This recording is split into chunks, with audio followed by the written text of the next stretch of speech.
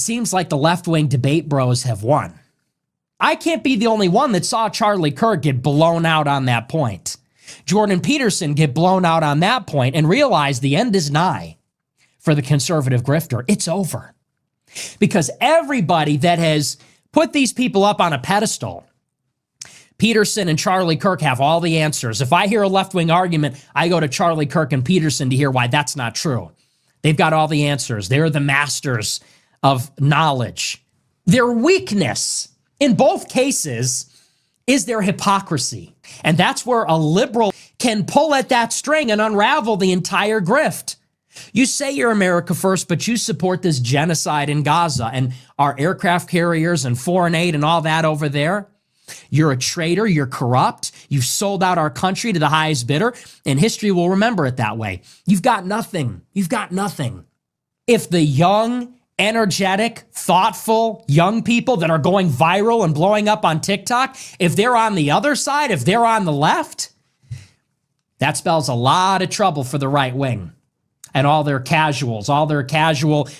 Trump was able to win the election mostly by forming a coalition of the unwilling, those who felt ignored and frustrated, and uniting them under the message that the Democratic Party had completely mismanaged the border. He positioned himself as the guy who can secure it. And that was a powerful unifying message, especially because, let's be honest, Democrats were gaslighting the American people about the border crisis and pretending it wasn't real and wasn't a problem. Now that Trump is back in charge, he's delivering on that promise when it comes to border security. But when you look at his economic policies, they have been a mixed bag. The trade war with China, for instance, has been a disaster. It's hurting the American economy more than it's helping. And then he stands on Israel.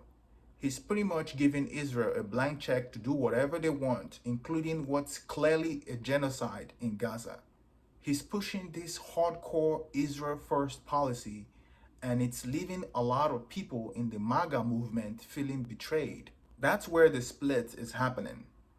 On one side, you've got people like Nick Fuentes, Candace Owen, and Tucker Carlson, who are focused on putting America first. No more foreign wars, no more blind loyalty to other countries. And on the other side, you have figures like Ben Shapiro, Jordan Peterson, and Charlie Kirk, who seem to believe that in order to be a true American, you have to support whatever Israel does, no matter what the cost. Under Trump's administration, they have even attempted to pass laws that would criminalize criticizing Israel. Think about it, making it a crime for an American to speak out against Israel and allowing Israel to control a portion of our immigration policy. So if you're a foreigner or an immigrant and you criticize Israel, you will be deported. Meanwhile, American cities are forced to send portions of their tax dollars to Israel, and people are fed up. That's causing a lot of friction in the MAGA camp, and the cracks are really starting to show. But it's not like the Democrats have their act together either. They are still in complete disarray, still struggling to find a leader, still struggling to find a message as well, which actually resonates with regular folks. And if you really want to see this split in the MAGA movement in action, just take a look at a video of Nick Fuentes criticizing Charlie Kirk and Jordan Peterson. Vaguely conservative people that, they want to show up to the Charlie Kirk thing and get their signed MAGA hat or something. It spells the end for them. If Ben Shapiro and Jordan Peterson and Charlie Kirk can't annihilate the SJWs anymore, then what can they do?